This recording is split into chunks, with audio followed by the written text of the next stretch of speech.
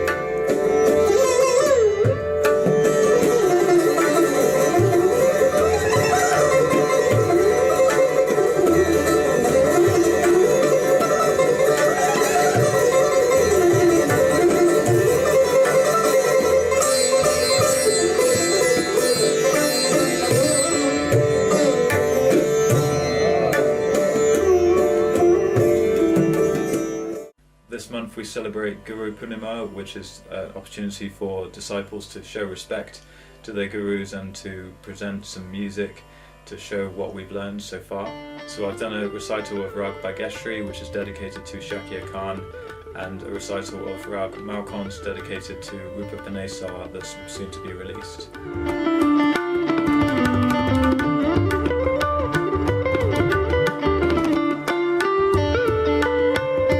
I'm just making it up as I go. Today I'm just going to be telling you the story of how I was introduced to these amazing musicians and a little bit about what I've learned from them so far and what I've sort of picked up through their teaching style and just the overall effect that it's had on me as a musician. It's been a real shift in the past few years. Having this kind of level of guidance and having musicians around you that have so much knowledge, it's really changed my development and my perspective about music, because I've had guidance in the past but I've done a lot of my own practice as well, and there's been particular questions that I've had on my mind for many years that I've had to sort of seek the answers to on my own, and that's been a really good process, and I think it's helped me to try to develop my own voice as a guitar player, because there aren't really any other guitar players doing Indian classical music quite in the way that I'm attempting to, really trying to align the guitar so closely with the sitar method of playing. But there's only so much you can really do on your own, especially in this style when there's such a deep tradition. You really need the right people around you to show you the way forward and show you the correct way of orientating yourself within that tradition, and there's just so much to learn, so you really need that proper guidance of a teacher, and I just wish that I'd found Rupa sooner, really, but different circumstances of my life meant that it came about at a slightly later time. I would have loved to have maybe met her when I was in my early 20s rather than, I think I met her when I was 30, 31. So yeah, it might have been very different for me if I'd have had a teacher like her from a really young age, or even from the age of kind of 19, 20 when I first started to become interested in this music. But it's just incredible how things have started to shift for me, and my career has taken a really different shape since having proper guidance. So just to give you guys a bit of background, I started playing guitar when I was 10, and it was all about Jimi Hendrix and all of, you know, Led Zeppelin and all of the rock guitar playing, but the very kind of psychedelic and kind of free, expressive guitar solos.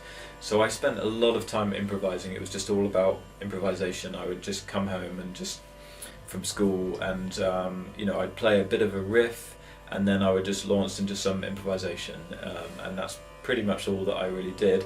But I did get into composition as well, and musicians like Frank Zappa as well. So I learned, you know, I was quite heavy into composition and learning different parts, and so I really went through my paces. But it was very much just improvisation. I just loved to improvise, and I was in a sort of blues orchestra with 30 other musicians. I was sort of the young one, and we would take it in turns to solo, so you had to learn how to kind of improvise and to complement, you know, the vibe of that particular song, and know when it was your time to shine and when it was your time to kind of back up and to support people and control your dynamics. And so I had a lot of experience of that as a teenager. And then through Frank Zappa and then Miles Davis, and you start to hear about, well actually I'd heard about Miles Davis because my dad was really into jazz.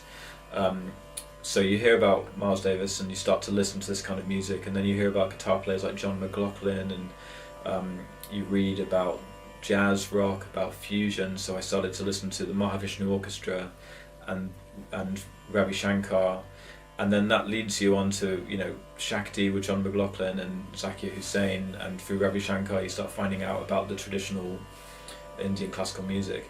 So that very quickly became sort of my main direction, from being very much into the kind of progressive rock and rock fusion of all kinds. Indian classical music started to feel like it was the way I really wanted to go. So I had a lovely sitar teacher. I started playing sitar when I was 19. My sitar teacher, Donav Sanfei, who sadly passed away in 2019.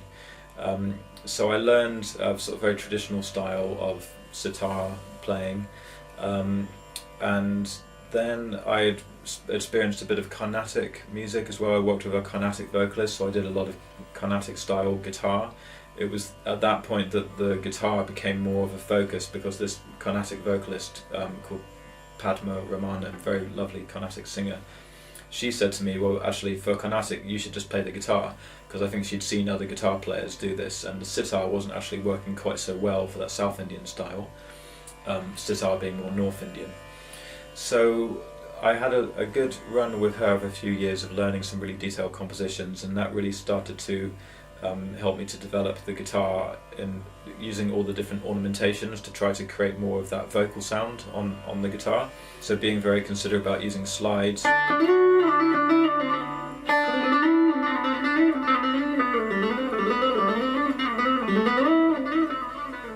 So a lot of that legato stuff, mostly on one string. Wasn't using so much of the bending technique with her. With the Carnatic stuff it seemed to work better to use a lot of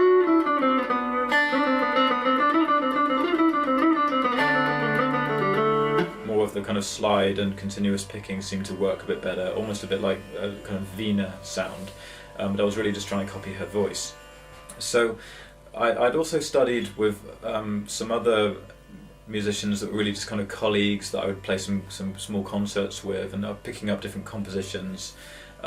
So it was quite a sort of mixed bag of different things, and so I was always trying to further my knowledge, but I didn't have that one person who sort of covered the whole system of playing, you know, right through to the more complex rhythmic things or techniques for jala, all of the different tihais, and trying to get really into the detailed elements of particularly the North Indian music.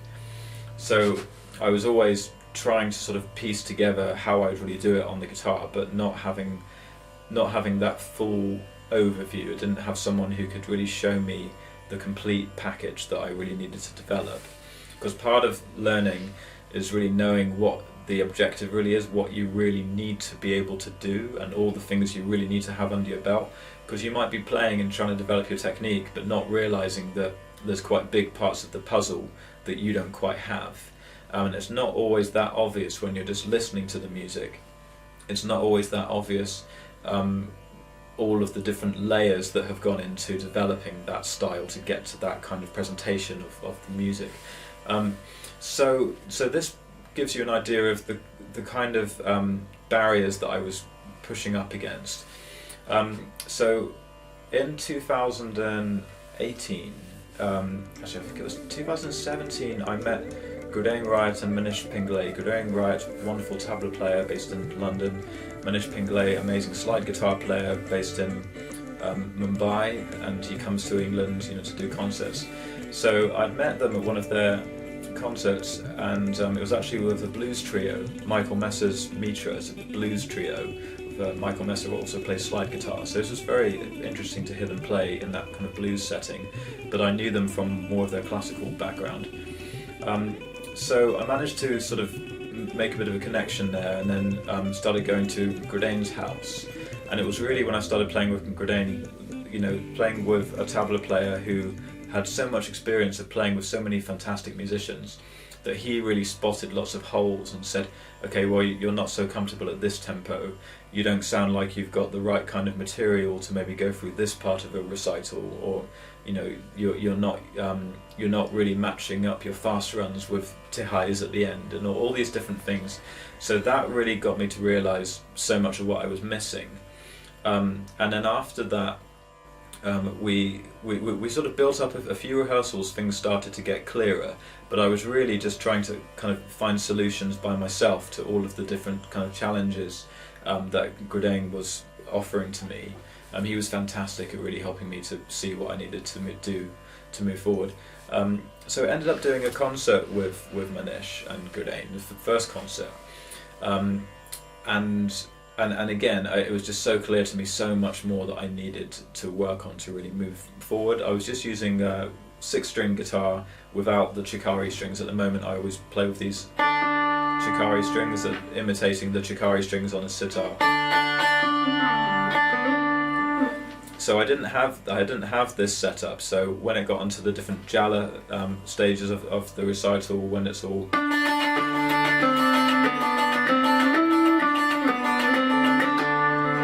of that stuff, I had to just kind of leave that to Manish and try and play a bit of melody along with him. So there were huge things that I was kind of missing. So I knew that Gurdain worked very closely with Rupa.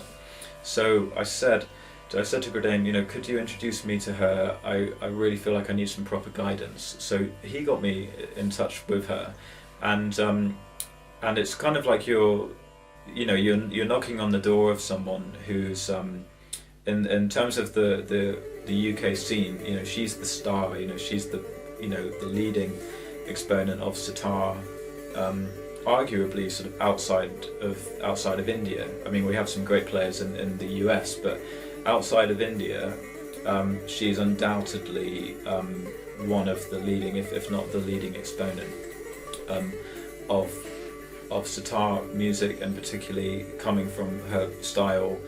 Her teacher Dharanveer Singh, who studied directly with Vilayat Khan, and she studied with Shahid Pervez. So that whole style, that whole lineage, she's really being a torchbearer for that in the UK. So approaching someone like that, you don't know what's going to happen, how open will that door be. But she was incredibly friendly and very gracious, and seemed really happy to help. So you just kind of think, wow, is this really going to happen? Am I really going to be able to study with someone like this? But I did have the introduction through Gurdain, so there was some luck there. But I think even if I just got in touch with her on my own, the kind of person that she is, she probably would have just been really open. So I started to go to her house, and this meant a 3-hour drive from my house up to hers. So it's a long way away. She's more in the Midlands and I'm in the Southwest, so it's a long way to go. But I just knew at this point that this was the only way I could really improve. I had to just get in the car and drive to get there and do whatever I could. Because being in the Southwest for a long time, there's a kind of limit to how many, musicians you can find in that North Indian style who really have that very thorough training. So even just to play with Gurdain, I had to drive to London for rehearsals. But this is just what you really have to do. If things aren't happening in your local area or within the cities, so, you know, the next 1 or 2 cities around you, if you really want to move things forward, just get in the car or get on the train and just travel. You know, if it takes 2 hours or 3 hours or whatever, just this is what you have to do. So this is my main advice to musicians. If you really need to study with someone and you know that there's no one else like them in your area, then just do it. Don't worry about the logistics, just make it happen. Because everything changed for me after that. So I started to go to Rupa's house, and she was amazing. We would have these sort of 2 or 3 hour lessons, and it was all about these incredible exercises, all these different polters, they call them. And these polters are really, really special. Excuse me. Sorry, guitar. These are very, very special exercises that really help you to move around the structure of the rag and have a completely fluid idea of how to join the different registers together. And we do things like we incrementally move through a rag. So we sort of play first 2 notes, and add the 3rd note, add the 4th note, add the 5th note, add a 6th note, add a 7th note, and then 8th note, and on, adding the 9th note, and then we could go higher, and then start to sometimes add in the extra parts of the descending,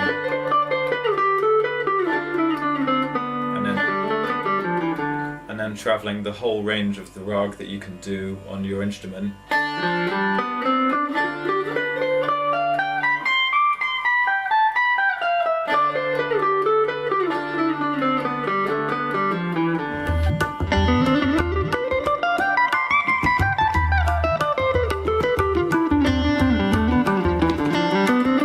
Doing that with the time cycles and seeing how we can fit those in and make those larger phrases work as repeated patterns that then fit perfectly into a time cycle, landing on the first beat and matching them up with a composition, and all of this really kind of forensic work to link up all of these different rhythmic patterns with the melodic material, and just see all the different variants. And she would talk about exhausting all the different possibilities of just seeing how far we could go and changing the picking patterns, doing things like extra downstrokes.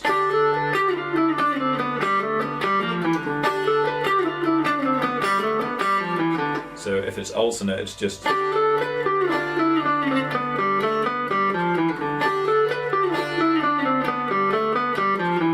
as opposed to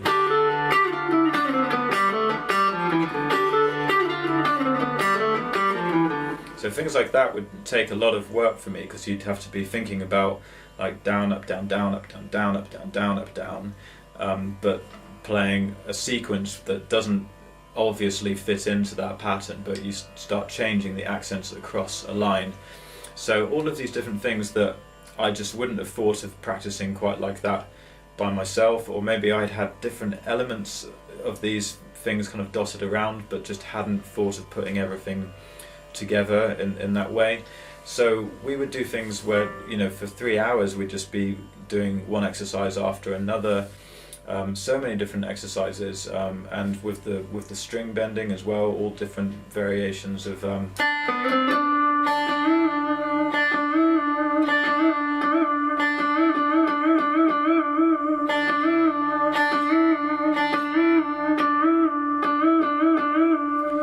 just changing the timing, changing the strokes, the duration of the bend, of the mean, rather, you would say, on sitar. So just so many things, so many different layers, and we spent so much time with just raagbageshree. We did raagbageshree for, you know, several lessons, because I started going up about once a month. Ideally I would be seeing her every week, but once a month, you know, you have so much material that we would cover in that one lesson, and then I would go over and over that. But by this time, you know, I've been playing guitar for so long, for like 20 years, that I really knew how to practice, and I knew how you know, how to take the material very seriously and work at it really consistently. So that would leave me with so many things to do, and each one of those exercises would really change and transform my playing. And I also started playing with the Shakir strings just before I studied with her, actually. So by the time I came to her lessons, she could look at different patterns with me, different right hand patterns, like.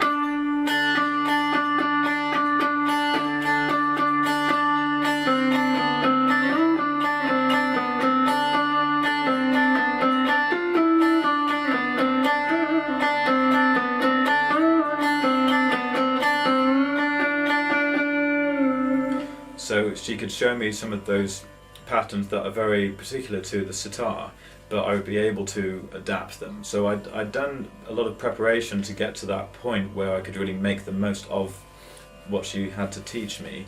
And it's just it's an inexhaustible well of knowledge. I mean, there's so much material that I haven't even got anywhere near with her. She could probably teach me for the rest of my life, and you'd never exhaust all the things that she could show me. So it was a really amazing process, and I became, I found a way of playing which felt almost exclusively sitar style, because there's different ways you can play on the guitar. You can do things that are still following the structure of the rag, but kind of playing across string shapes.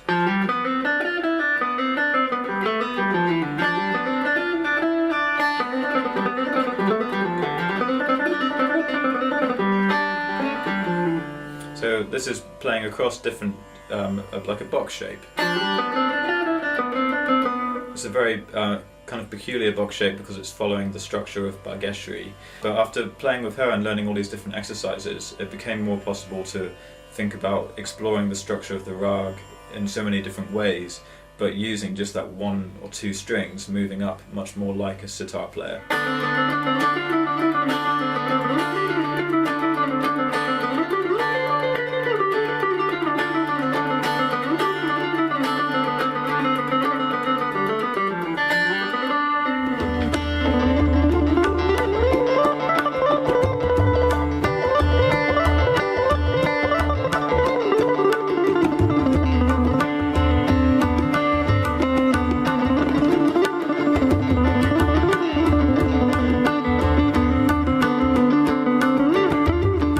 But essentially all of these different things were really teaching me how to improvise, how to take these different patterns and use those as a kind of subject, and then branch off from those and then add, spontaneity and just whatever kind of took you in the moment, but having these different methods and these different systems just to open up the instrument, open up the rag, and essentially give you different things that you could do over the course of a recital.